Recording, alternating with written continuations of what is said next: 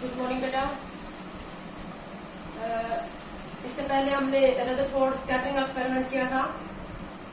तो Rutherford scattering experiment में क्या था, जो अल्फा पार्टिकल्स हैं वो किसी भी एटम के अंदर से गुजारे जाते हैं और फिर जिंक सल्फाइड की स्क्रीन के ऊपर जो है वो ऑब्जर्वेशन चेक किया रदरफोर्ड ने। तो इस तरह से क्या किया था, अल्फा पार्टिकल्स को स्ट्राइक किया था किसी भी एटम के ऊपर। जैसे गोल्ड फॉइल लिया था तो वहां पर गोल्ड एटम के ऊपर स्ट्राइक करवाया था। अल्फा पार्टिकल में ऑलरेडी आपको बता चुकी हूँ अल्फा पार्टिकल क्या होते हैं। जो अल्फा पार्टिकल होता है उसको हम अल्फा 2,4 करके भी लिख सकते हैं, या इसको हम He2,4 करके लिख सकते हैं। मतलब क्या होता है, और इसी को हम क्या लिख सकते हैं, हीलियम न्यूक्लियाई He2 पॉजिटिव। अब जैसे हमारे पास हीलियम जो है, हीलियम का ये जो है हमारे पास एटॉमिक नंबर है ये 2 है और मास नंबर है 4। ये एटॉमिक नंबर और ये क्या है, मास नंबर। तो इसमें प्रोटॉन कितने हैं सॉरी किसी भी एटम के अंदर प्रोटॉन कितने होते हैं is equal to atomic number. तो प्रोटॉन कितने हैं 2, और प्रोटॉन प्लस न्यूट्रॉन जो होते हैं वो कितने हैं 4। ये जो मास नंबर होता है ये प्रोटॉन प्लस न्यूट्रॉन के इक्वल होता है। तो प्रोटॉन अगर 2 है तो न्यूट्रॉन कितने हो गए 2। प्रोटॉन 2 है तो एटम न्यूट्रल है, जितने प्रोटॉन होते हैं उतने ही इलेक्ट्रॉन होंगे, तो इलेक्ट्रॉन भी कितने हैं इसके अंदर 2। एक प्रोटॉन के ऊपर जो चार्ज होता है वो प्लस ही होता है और एक इलेक्ट्रॉन के ऊपर जो चार्ज है वो माइनस ही होता है। ई की वैल्यू मैंने आपको बताई है। ई की वैल्यू क्या होती है 1.602 इंटू 10⁻⁻19 कूलम। ई की वैल्यू होती है ये, ठीक है। यानी कि एक प्रोटॉन के ऊपर प्लस 1.602 इंटू 10⁻⁻19 कूलम चार्ज है और एक इलेक्ट्रॉन के ऊपर माइनस 1.602 इंटू 10⁻⁻19 कूलम चार्ज है। तो जितने प्रोटॉन होंगे उतने ही इलेक्ट्रॉन होंगे, जितना प्लस ई चार्ज होगा उतना ही माइनस ई चार्ज होगा। इसीलिए एटम क्या होता है, चार्ज पार्टिकल रखते हुए भी न्यूट्रल होता है। तो अब अगर इसके अंदर से हम क्या है 2 प्लस ई चार्ज है और 2 माइनस ई चार्ज है इसके अंदर, हीलियम एटम के अंदर प्लस 2 प्लस ई और 2 ही माइनस ई चार्ज इसके अंदर है। अगर इसमें से 2 इलेक्ट्रॉन निकाल दें, ठीक है, एटम में से 2 इलेक्ट्रॉन निकाल दें तो इसके ऊपर क्या आ जाएगा पॉजिटिव चार्ज। 2 इलेक्ट्रॉन निकल जाएंगे, -2e जो वो खत्म हो जाएगा तो चार्ज क्या हो जाएगा +2e, ठीक है। तो 2 पॉजिटिव का मतलब +2e चार्ज है इसके ऊपर। एक e को हमने 1 का नाम दिया है, एक e चार्ज को हमने 1 का नाम दिया है। जैसे प्लस 1.602 इंटू 10⁻⁻19 को हमने +1 चार्ज का नाम दिया और -1.602 इंटू 10⁻⁻19 को हमने -1 का नाम दिया। तो एक ई को हमने क्या लिखा, एक ई चार्ज को 1 का नाम दिया। अगर ये प्लस है तो ये +1 चार्ज और ये माइनस है तो -1 चार्ज, ठीक है। क्योंकि ये सबसे स्मॉलेस्ट चार्ज था 1.602 इंटू 10⁻⁻19 कूलम, इसी को 1 का नाम दे दिया गया कैलकुलेशन को इजी करने के लिए। और एक बहुत बड़ा नंबर है, बोलने में थोड़ा टाइम लग रहा है, इसलिए +1 +2 बोलना इजी होता है। तो हीलियम जो आयन बनेगा इसके ऊपर चार्ज कितना होगा, हीलियम आयन के ऊपर +2e।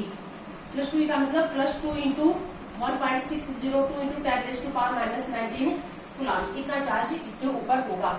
तो अल्फा पार्टिकल्स के ऊपर भी 2e चार्ज ही होता है, +2 चार्ज ही होता है। +2 भी बोलूंगी तो भी मतलब क्या हुआ 2e। चार्ज हमेशा e की फॉर्म में ही होता है, मैंने आपको बताया था इससे पहले चार्ज की जब प्रॉपर्टी बताई थी। तो +2 चार्ज होता है, ठीक है। अब हमारे पास क्या है, तो हम क्या कह सकते हैं कि अल्फा पार्टिकल को हम हीलियम, और अल्फा पार्टिकल का मास कितना होता है, जैसे हीलियम का जो मास होता है ना 4 AMU, हीलियम एटम का मास कितना होता है 4 AMU। 4 AMU को तो अल्फा पार्टिकल का मास भी 4 AMU होता है। तो हम इसके बराबर भी बोल सकते हैं, जो अल्फा पार्टिकल है वो 2He4 के बराबर ही है। वास्तव में इसमें से ये तो एटम है, ये तो न्यूट्रल है, तो इसमें से 2 इलेक्ट्रॉन निकाल दोगे तो क्या हो जाएगा He2 positive. So alpha particle is just like that of helium ion. Helium ion, helium ion का मास भी 4 ही रहेगा, इलेक्ट्रॉन ही निकले हैं एक एटम के अंदर से। हीलियम एटम और हीलियम आयन में सिर्फ किसका फर्क है, 2 इलेक्ट्रॉन का ही फर्क है ना। और इलेक्ट्रॉन के निकलने से एटम का मास कम नहीं होता, तो आयन का मास वही रहता है जो एटम का मास होता है। तो इस हीलियम आयन का मास भी 4 AMU ही है। हीलियम आयन का मास 4 AMU है, अल्फा पार्टिकल का मास भी 4 AMU है। हीलियम आयन का मास +2 है, इसके ऊपर भी +2 ही चार्ज होता है, इसलिए हम अल्फा पार्टिकल को हीलियम आयन के बराबर भी बोल सकते हैं। ठीक है, और उसके बाद अब हम चार्ज देखें न्यूक्लियस के ऊपर। तो किसी भी न्यूक्लियस के ऊपर जो चार्ज होगा वो किसके इक्वल होगा, चार्ज और न्यूक्लियस।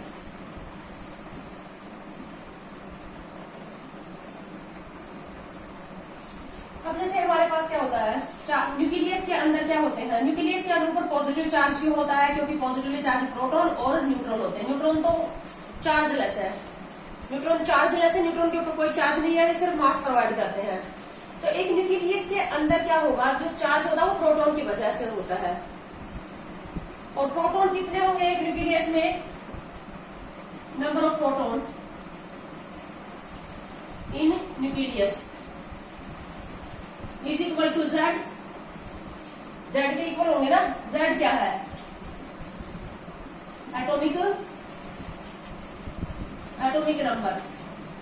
जेड जो होता है वो एटॉमिक नंबर होता है। एटॉमिक नंबर, किसी भी एटम को जो नंबर दिया गया है एटॉमिक नंबर, वो उस एटम के न्यूक्लियस में नंबर ऑफ प्रोटॉन के इक्वल ही दिया गया है। किसी भी एटम के न्यूक्लियस में अगर 8 प्रोटॉन है तो उसका एटॉमिक नंबर 8 होगा, x प्रोटॉन है तो उसका एटॉमिक नंबर x होगा। यानी कि अगर हमें एटॉमिक नंबर का पता है, किसी भी एटम का z पता है, एटॉमिक नंबर को रिप्रेजेंट किया जाता है z से, कैपिटल Z से। तो एटॉमिक नंबर के बराबर ही क्या होते हैं, प्रोटॉन होते हैं न्यूक्लियस के अंदर। और एक प्रोटॉन के ऊपर जो चार्ज है वो +e है, और प्रोटॉन कितने हैं, z। तो एक न्यूक्लियस के ऊपर जो चार्ज होगा वो +z ही हो जाएगा ना। किसी भी एटम के न्यूक्लियस के ऊपर चार्ज कितना हो जाएगा, +z ही। z क्या है, नंबर ऑफ प्रोटॉन। e क्या है, एक प्रोटॉन का चार्ज। e की वैल्यू क्या रहेगी, 1.602 × 10⁻19 कूलम। जैसे हमारे पास क्या है, एग्जांपल के तौर पर हम ले ले, हम ऑक्सीजन एटम ले लें। तो ऑक्सीजन एटम में प्रोटॉन कितने होंगे, 8। तो ऑक्सीजन एटम का जो न्यूक्लियस है उसका चार्ज कितना हो जाएगा, +8e। अब कॉपर है, जैसे कॉपर का एटॉमिक नंबर है 29। इसका मतलब इसके अंदर प्रोटॉन कितने हैं, 29। एक प्रोटॉन के ऊपर चार्ज है E, तो टोटल चार्ज कितना हो जाएगा, +29e। तो किसी भी न्यूक्लियस के अंदर जो चार्ज होता है वो किसके इक्वल होता है, +ZE। Z है एटॉमिक नंबर, E है 1.602 × 10⁻19 और प्रोटॉन है तो पॉजिटिव चार्ज है। ये अल्फा पार्टिकल का चार्ज क्या होगा, +2e। और एक न्यूक्लियस के ऊपर जो चार्ज होगा वो +ZE। Z की वैल्यू हर एलिमेंट के एटम के लिए अलग अलग होगी। Z है नंबर ऑफ प्रोटॉन, जितने प्रोटॉन होंगे वो हम यहाँ पर रखेंगे, हमारे पास किसी भी एटम के न्यूक्लियस का चार्ज आ जाएगा। इससे अब हम, जैसे मैंने टॉपिक का नाम लिखा है क्लोजेस्ट डिस्टेंस ऑफ अप्रोच। पहले तो मैं आपको ये बात बता दूं, ये जो टॉपिक है ये आपको बुक में नहीं मिलेगा, ये आपके एंट्रेंस पॉइंट ऑफ व्यू के लिए बहुत इंपॉर्टेंट है, जेईई नीट के लिए है ये टॉपिक।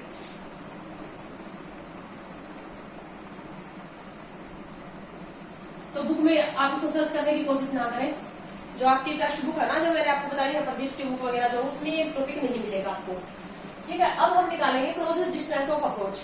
ये क्लोजेस्ट डिस्टेंस ऑफ अप्रोच क्या है, अभी हमने रदरफोर्ड मॉडल ऑफ एटम पढ़ा है, तो मैंने पहले भी जिक्र किया था रदरफोर्ड मॉडल ऑफ एटम का। रदरफोर्ड ने क्या किया था, अल्फा पार्टिकल्स की बम्बार्डमेंट करवाई थी। हमारे पास जैसे कोई भी एटम है, यहाँ पर कोई भी एटम है, उसके ऊपर क्या डाले थे इसने, अल्फा पार्टिकल्स। अल्फा पार्टिकल डाले थे। अब अल्फा पार्टिकल क्या है, न्यूक्लियस के क्लोज जा रहे हैं, एटम के पास जा रहे हैं, और एटम के अंदर क्या है, न्यूक्लियस के पास जा रहे हैं। अल्फा पार्टिकल के ऊपर चार्ज है +2e, पॉजिटिव चार्ज है, और किसी भी न्यूक्लियस के ऊपर, जैसे इस एटम का जो न्यूक्लियस है उसमें चार्ज है +ZE। इससे पहले मैंने पोटेंशियल एनर्जी बताई थी। एक alpha particle positive charge particle है, और एटम के न्यूक्लियस के अंदर भी पॉजिटिव चार्ज है। जब दो चार्ज एक दूसरे के क्लोज आएंगे तो पोटेंशियल एनर्जी उनकी क्या होगी, इंक्रीज होगी या डिक्रीज होगी। अल्फा पार्टिकल के ऊपर पॉजिटिव चार्ज है और एटम के न्यूक्लियस में भी पॉजिटिव चार्ज है, तो जैसे जैसे अल्फा पार्टिकल एटम के क्लोज जाएगा, न्यूक्लियस के क्लोज जाएगा, तो लाइक चार्जेस है, न्यूक्लियस और अल्फा पार्टिकल बहुत हो तो पॉजिटिव चार्ज, तो क्लोज जाएंगे। अब जब लाइक चार्ज एक दूसरे के क्लोज आते हैं तो पोटेंशियल एनर्जी इंक्रीज होती है, डिक्रीज होती है। और रिपल्शन क्या होगा, यहाँ पर पोटेंशियल एनर्जी निकालने का फॉर्मूला बताया था मैंने। पोटेंशियल एनर्जी जो होती है किसी भी दो चार्जेस के बीच में, क्यू के क्यू1 क्यू2 अपॉन आर ये होता है। अगर ये दोनों चार्ज लाइक हो, जैसे पॉजिटिव पॉजिटिव चार्ज हो दोनों, जैसे क्यू1 चार्ज हमने मान लिया +2e, अल्फा पार्टिकल का जो चार्ज है वो कितना है +2e, और Q2 हमने मान लिया +Ze, न्यूक्लियस का चार्ज। तो दोनों लाइक चार्ज नहीं हो गए, Q1 और Q2 दोनों कैसे हो गए पॉजिटिव चार्ज। पॉजिटिव पॉजिटिव आएंगे तो पोटेंशियल एनर्जी भी क्या आएगी पॉजिटिव। लाइक चार्ज की वैल्यू रखोगे, पॉजिटिव पॉजिटिव मल्टीप्लाई होगी, पॉजिटिव आएगी, पोटेंशियल एनर्जी क्या आएगी पॉजिटिव। अब पोटेंशियल एनर्जी पॉजिटिव आ गई तो अगर तुम इनको क्लोज लाओगे, यानी कि डिस्टेंस अगर तुम डिक्रीज करोगे, डिस्टेंस डिक्रीज करोगे तो पोटेंशियल एनर्जी इंक्रीज होगी, पोटेंशियल एनर्जी इंक्रीज होगी, और पोटेंशियल एनर्जी इंक्रीज होती है तो स्टेबिलिटी क्या होती है डिक्रीज, स्टेबिलिटी होगी डिक्रीज। दो लाइक चार्ज भी एक दूसरे के क्लोज आएंगे तो उनमें पोटेंशियल एनर्जी क्या होगी बढ़ेगी, और पोटेंशियल एनर्जी बढ़ेगी तो स्टेबिलिटी क्या होगी कम, रिपल्सन भी बढ़ेगी। तो वो एक दूसरे के क्लोज आने की टेंडेंसी में नहीं रहेंगी। लाइक चार्ज एक दूसरे के क्लोज आने से इसीलिए क्लोज नहीं आना चाहते, क्योंकि क्लोज आने से पोटेंशियल एनर्जी बढ़ती है, स्टेबिलिटी कम होती है, स्टेबिलिटी डिक्रीज होती है, या ये कह लो कि रिपल्सन बढ़ती है, रिपल्सन बढ़ेगी। तो अल्फा पार्टिकल भी क्या होगा, जैसे जैसे न्यूक्लियस से क्लोज आएगा, एटम के क्लोज आएगा, तो वैसे वैसे इनके बीच में क्या होगी स्टेबिलिटी कम होने लगेगी, पोटेंशियल एनर्जी बढ़नी स्टार्ट हो जाएगी, रिपल्सन होनी स्टार्ट हो जाएगी। और रिपल्सन होनी स्टार्ट होगी तो धीरे धीरे इसकी वेलोसिटी क्या होती जाएगी कम। क्यों? क्योंकि ये जाना नहीं चाहता उधर, क्योंकि उधर जाने से क्या हो रही है रिपल्सन, तो धीरे धीरे इसकी वेलोसिटी, इसकी जाने की जो स्पीड है वो कम होती जाएगी। ठीक है, तो वेलोसिटी इसकी कम होती जाएगी तो क्या होगा, अब यहाँ पर एक ऐसा डिस्टेंस आएगा जहां पर जाके इसकी वेलोसिटी, एक ऐसा पर्टिकुलर डिस्टेंस आ जाएगा जहां पर ये बिल्कुल पूरी तरह से रुक जाएगा, जहां पर अल्फा पार्टिकल की वेलोसिटी हो जाएगी 0, मतलब इससे आगे नहीं जाएगा ये, क्योंकि अब रिपल्सन बहुत ज्यादा हो गई, पोटेंशियल एनर्जी बहुत ज्यादा बढ़ गई।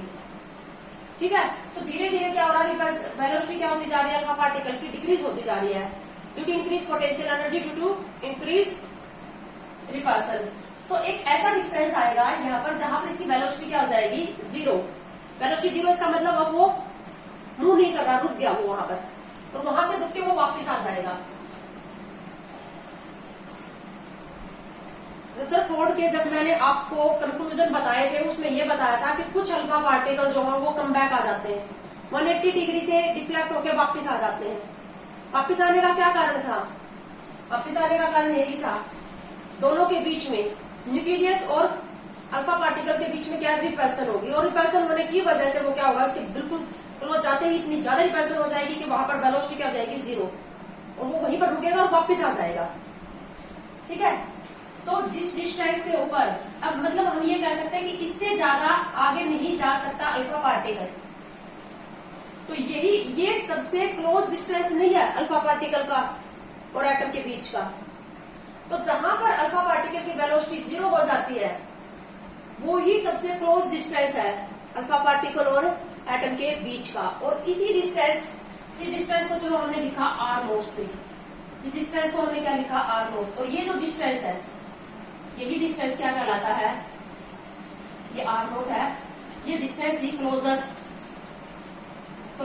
Distance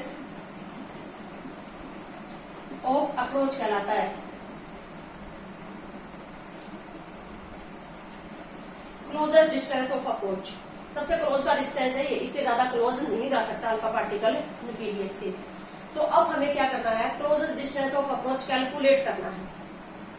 closest distance of approach calculate करना है कि किसी भी अल्फा पार्टिकल को किसी भी एटम के ऊपर हम बम्बार्ड करवाते हैं, हमें एटम अलग अलग दे दिए जाएंगे, जैसे हमने कॉपर एटम दे दिया, आयरन एटम दे दिया, या कोई भी एटम दे दिया, तो हमसे क्वेश्चन इस तरह से पूछा जाएगा कि हमारे पास एक अल्फा पार्टिकल था जिसकी इनिशियल स्पीड इतनी थी, इनिशियल वेलोसिटी दे दी, अगर हम इसको कॉपर एटम के ऊपर डाल रहे हैं तो इसका क्लोजेस्ट डिस्टेंस ऑफ अप्रोच निकालो, मतलब ये कितना क्लोज जाके रह जाएगा, जहां पर इसकी वेलोसिटी क्या हो जाएगी 0, वो हमें कैलकुलेट करना है।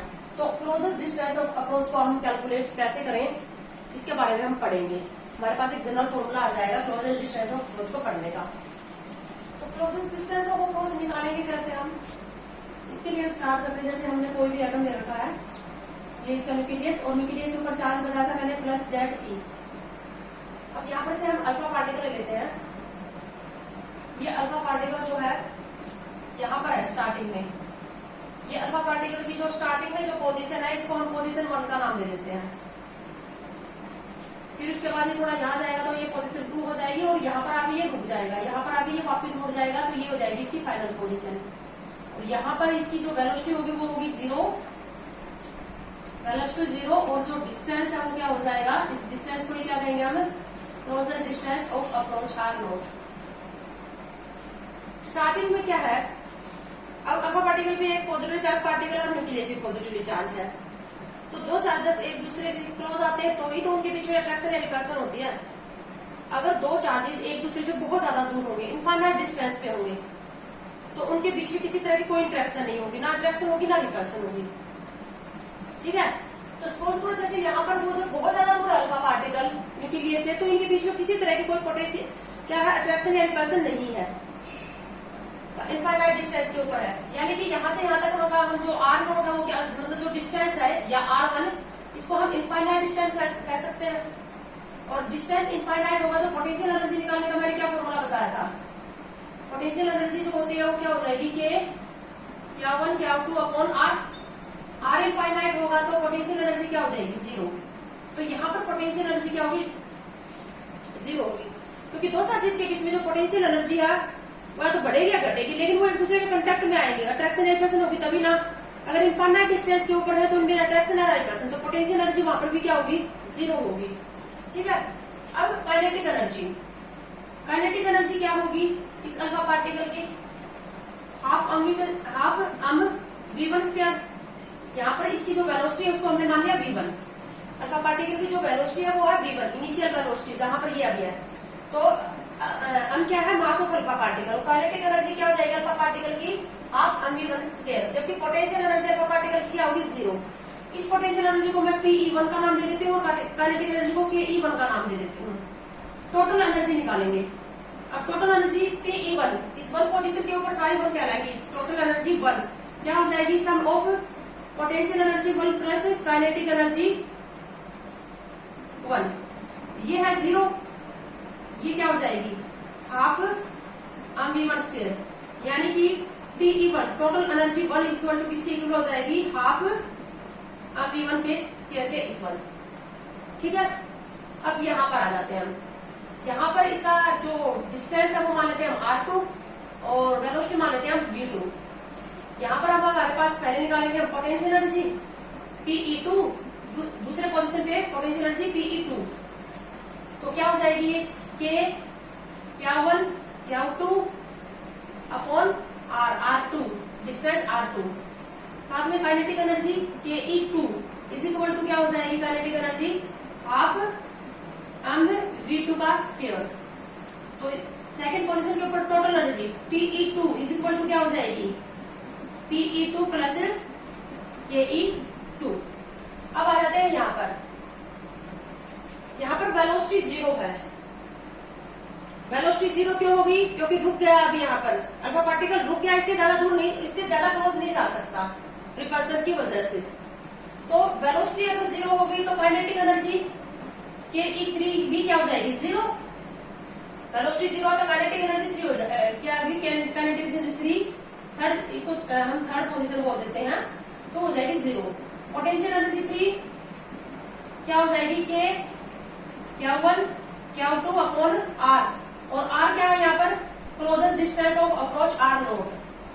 तो Te3 है वो क्या हो जाएगी Pe3 प्लस Ke3, ये है हमारे पास Q1 Q2 upon R note plus क्या हो जाएगी 0। अब एनर्जी कंजर्वेशन की वजह से जितनी अल्फा पार्टिकल की एनर्जी यहाँ पर थी उतनी ही यहाँ रहेगी, उतनी ही यहाँ रहेगी, एनर्जी तो कंजर्व है ना। तो एनर्जी कंजर्वेशन अगर हम प्रिंसिपल लगा देते हैं तो total energy E1 is equal to total energy E3। ठीक है, अब यहाँ पर तुम देख रहे हो स्टार्टिंग में जब ये इनफाइनाइट डिस्टेंस के ऊपर थे तो अल्फा पार्टिकल के पास पोटेंशियल एनर्जी नहीं थी, सिर्फ क्या थी, काइनेटिक एनर्जी थी।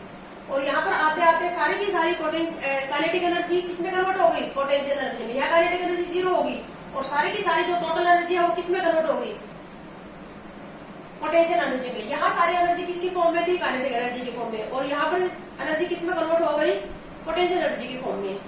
ये ठीक वैसा ही एग्जाम्पल है जैसे हम क्या करते हैं, किसी भी ऑब्जेक्ट को ऊपर से नीचे डालते हैं, ऊपर से नीचे डालेंगे तो ऊपर ऑब्जेक्ट है तो उसके पास क्या है, पोटेंशियल एनर्जी है।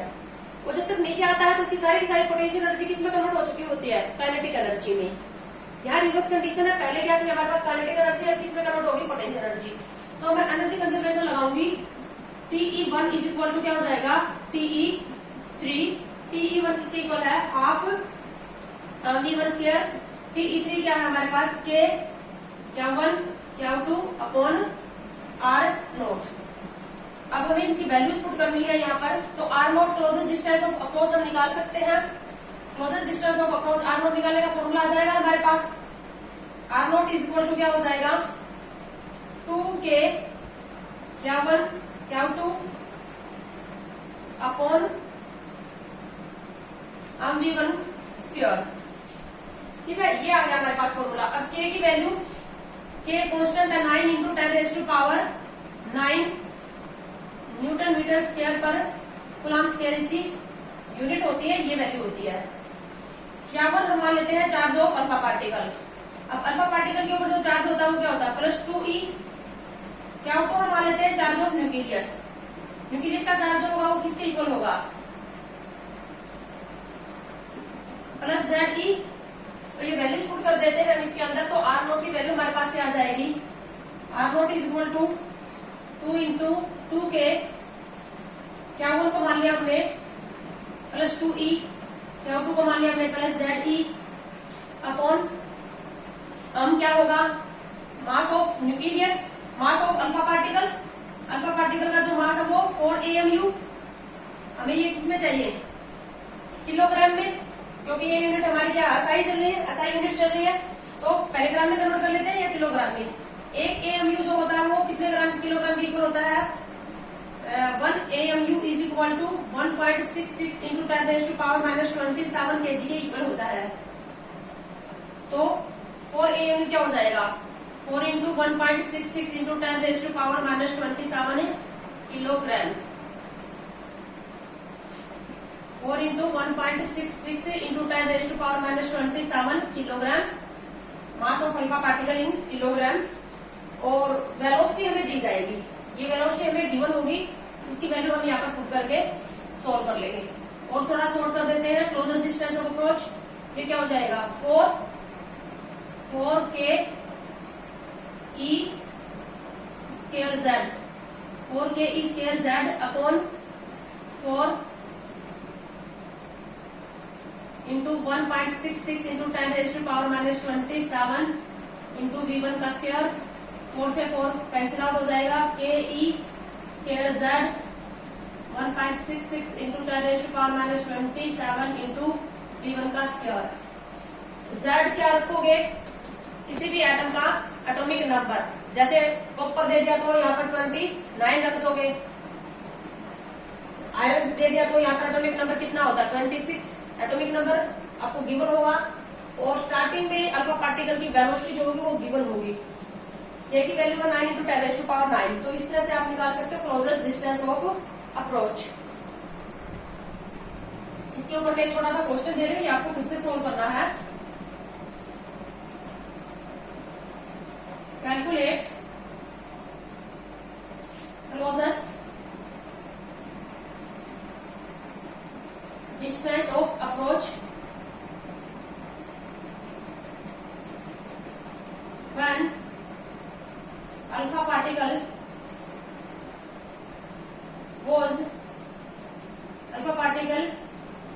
has velocity 2 into 10 raised to power 5 meter per second strike to copper atom.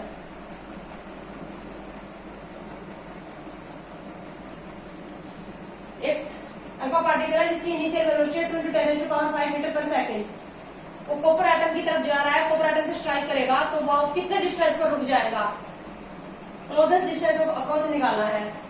Copper का जो जेड होता है कॉपर का वो होता है 29 और V1 की वैल्यू आपको दे दी 2 into 10 raised to power 5। आपको सिर्फ फॉर्मूले के अंदर ये वैल्यूज रखनी है और इससे आ जाएगा क्लोजेस्ट डिस्टेंस ऑफ अप्रोच आ जाएगा। तो आज के हमारे इस टॉपिक में हम इतना ही लेंगे।